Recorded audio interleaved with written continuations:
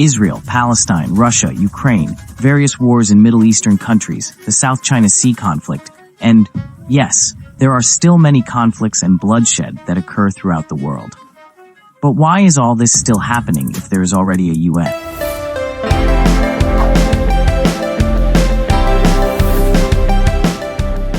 So, the UN was formed to maintain peace so that there would be no more world wars.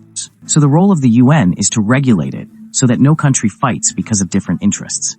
It's like an organization filled with class representatives who help resolve problems between classes. However, the UN has the power to impose sanctions on countries that violate international law, including war. This organization can prohibit countries from being contacted by anyone and even military intervention if the situation is really serious. But, in all of this, the UN must obtain approval from the Security Council, the part of the UN that is focused on maintaining world security and peace. This council has permanent members consisting of countries that have large military and economic powers. Well, they have something called the right of veto. This means that if there is a vote, they can change the final result. This possibility is one of the things that makes things complicated. But what's the story?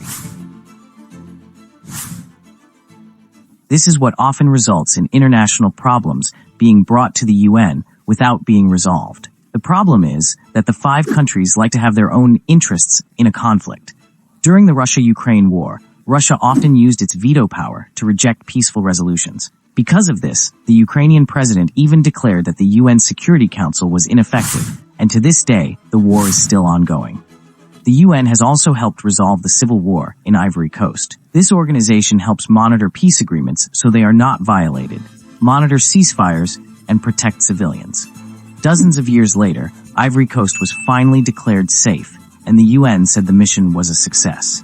Even though there are still thousands of lives lost, and hundreds of thousands of people who have to leave their homeland.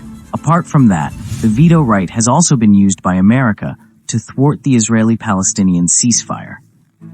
In this case, not only the Council but also another UN body, the International Court of Justice, acted. In this way, South Africa sued Israel for its actions towards Palestine. But on the other hand, Israel said that it was only for self-defense after their country was bombed.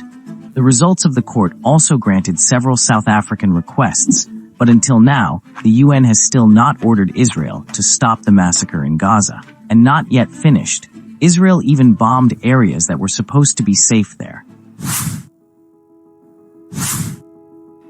Truly, losing even one life is too tragic. In scenarios marked by conflict, war, or genocide, the UN may still encounter hurdles in attaining complete global peace. Yet the pressing issue is if global peace is achievable, with or without the UN's aid. As always, my sincerest gratitude.